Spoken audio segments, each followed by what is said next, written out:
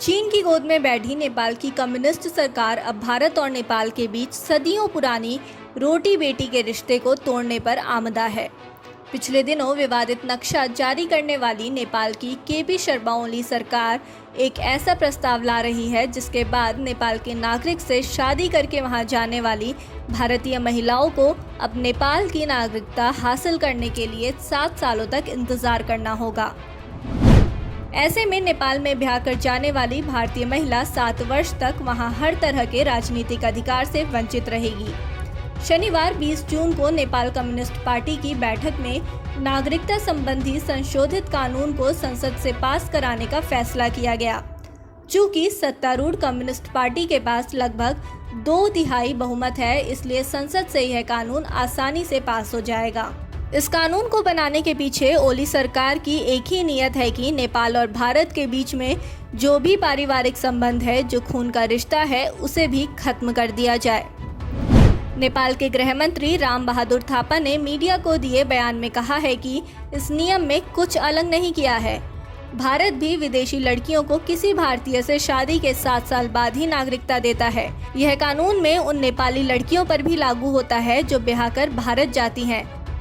लिहाजा हमारा प्रस्ताव भी भारत के कानून के इसी आधार पर है।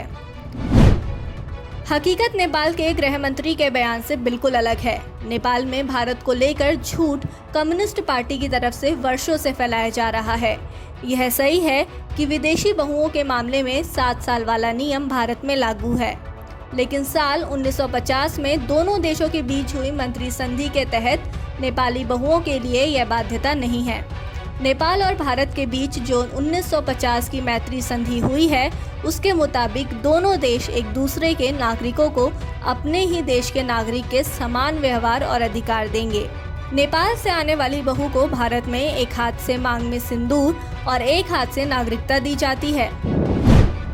बताया जा रहा है कि नेपाल की कम्युनिस्ट पार्टी की योजना इससे भी खतरनाक है।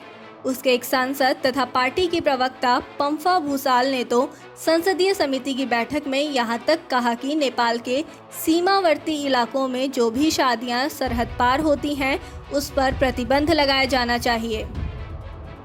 7 वर्ष बाद भी भारतीय महिलाओं को उसी शर्त पर नेपाल की नागरिकता दी जाएगी जब वह भारत की नागरिकता त्यागने का प्रमाण पत्र लेकर आए।